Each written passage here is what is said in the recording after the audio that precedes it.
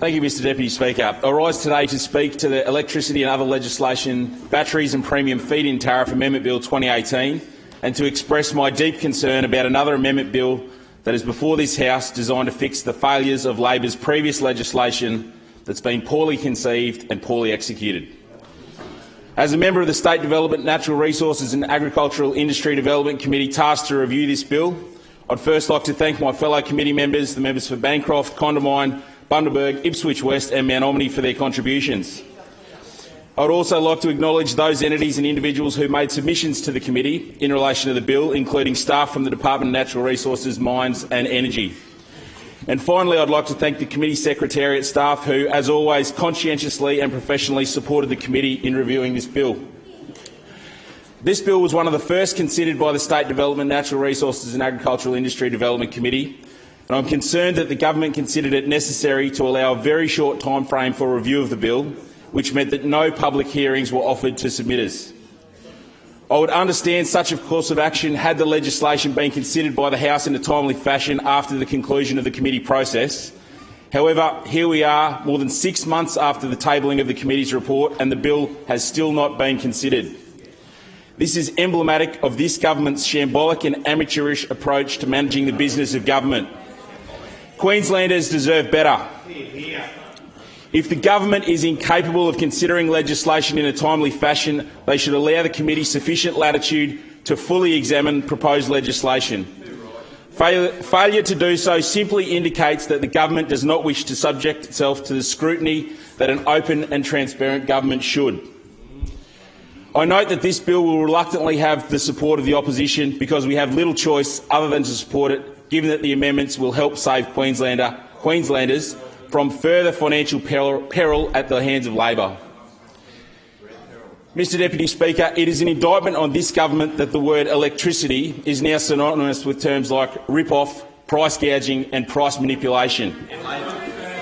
Buderim residents that I speak to tell me that when they think about electricity, they think of Labor's ambitious and expensive renewable energy target, a move designed to appease the Greens and not cut power costs. Excuse me, Member for Buderim. The cross-chamber chatter could come to a halt, please.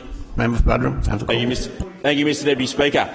Mr Deputy Speaker, Labor's generous solar bonus scheme that robbed Peter to pay Paul, the amendment of which is the focus of this bill, and, Mr Deputy Speaker, more than all of these concerns combined, they speak of the sleepless nights trying to think of ways they can reduce their consumption and how they'll come up with money to pay the next exorbitant power bill.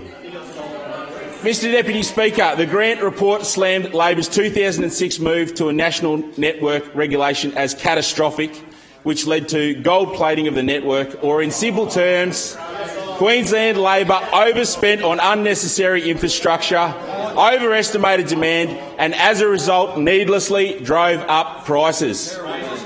Labor's introduction of a $4.1 billion solar bonus scheme in 2008 was another costly attempt at stimulating the market in an unsustainable and overzealous way. Once again, I'll stop you there, Mr Member for Buderim. There's a lot of noise coming from the right-hand side. Member for Buderim. Thank you, Mr Deputy Speaker. Without amendment, the government itself has revealed that this scheme alone could blow out by more than $1 billion. Mr Deputy Speaker, it isn't rocket science. Renewable energy sources will increasingly become more important. However, the maintenance of an appropriate technology mix that ensures reliability and affordability must be the focus of any energy policy. Unfortunately, Labor has demonstrated time and time again that they would prefer to subject Queenslanders to extortionate electricity prices as a consequence of an ideological crusade that rushes headlong into a 50% renewable energy target rather than a focus on affordability and reliability. In 2012, the LNP closed the solar bonus scheme to new entrants in order to reduce electricity prices and to stem the fiscal tsunami the scheme had triggered. The amendments to the solar bonus scheme contained in this bill are essential if the state government is to curtail the excesses of the past and maintain the scheme's original intent. The overly generous and ill-conceived solar bonus scheme, when introduced, did not account for the use of household solar storage batteries and as a result, there's nothing stopping a householder from using battery storage to power their home during the day and then exporting solar-generated power to the grid, effectively buying electricity at 8 cents per kilowatt hour at the same time as selling electricity for 44 cents per kilowatt hour. And while it's vital to introduce generation and storage limits, it's unfortunate that it's a decade too late. Mr Deputy Speaker, even considering the fast-moving trends in the energy market, it is classic Labor to not take this into account. No attention to detail, no attempt at future-proofing and no care for the economic fallout. It's about time existing solar bonus scheme customers are told what the rules are and how they can play by them, giving them the clarity and certainty they deserve and protecting other consumers in the energy market as well. Mr Deputy Speaker, as I know you're well aware, the new National Regulatory Framework for Retail Competition, known as the Embedded Network Rule, came into effect on the 1st of December 2017, making it possible for unit residents, shopping centre and factory tenants to shop around for their electricity retailer instead of having this sourced on their behalf by their landlord or embedded network owner. In 2006, Section 23 was specifically introduced by Labor as Queensland legislation to deny embedded network customers access to the retailer of their choice until such time as the government was satisfied that market problems such as the administrative arrangements of how the embedded market network owner would pass on the network charges to their tenants had been resolved. That said, the Australian Energy Market Commission, the AEMC, is the rulemaker in the electricity market, and they've conducted a thorough review in 2017 which concluded that the regulatory framework with respect to embedded networks is no longer fit for purpose and that the Commission does not see retaining the current framework as an option.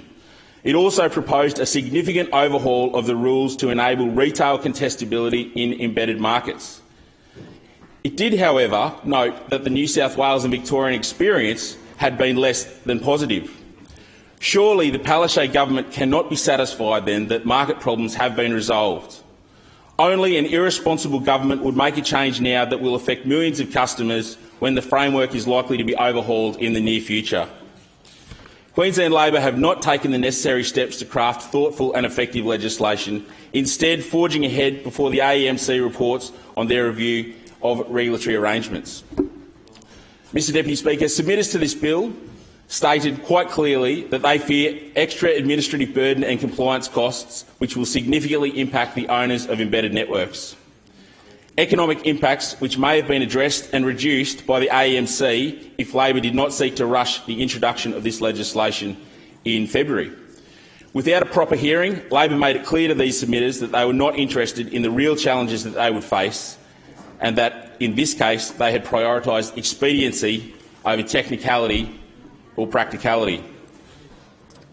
Without the necessary regulatory instruments, this bill leaves the owners of embedded networks to decide how the share of network charges are calculated and dispersed to tenants, paving the way for future legal challenges around fairness. It's yet another headache for them as a result of Labor's poor attention to detail. Given that these charges can be close to a quarter of the bill, these arrangements could completely decimate a small business. To leave these arrangements up to market forces or some such classic Labor scapegoat to resolve it is completely reckless. Mr Deputy Speaker, I put it to those opposite that robust policy comes from due diligence, active listening and genuine engagement with all stakeholders, especially consumers. Even when Labor failed to increase electricity retail competition in the regions 10 years ago and were forced into an embarrassing backflip at the last election to repair it, they still haven't been able to get it right. Mr Deputy Speaker, Labor was right to copy the LNP's commitment to scrap their non-reversion policy, which prevented consumers from returning to a government-owned electricity provider once they signed up with a different retailer. Unfortunately, they overlooked the detail of the LNP's policy and have misled voters again. Despite the assertions of the member for Bancroft, the facts are that Labor have only slightly amended this ineffective policy and have not scrapped it as they said they would. These decade-old laws will still apply to large energy consumers that use more than 100 megawatt hours each year. Yet again, it's business that has been left blindsided by Labor's smoke and mirrors and misleading election promises. So, Mr Deputy Speaker, a few questions still remain as to Labor's real plan for driving down electricity prices. However, what we do know is that the secret to keeping power prices down is competition and transparency in the market. And we do know that Labor has no record for producing either.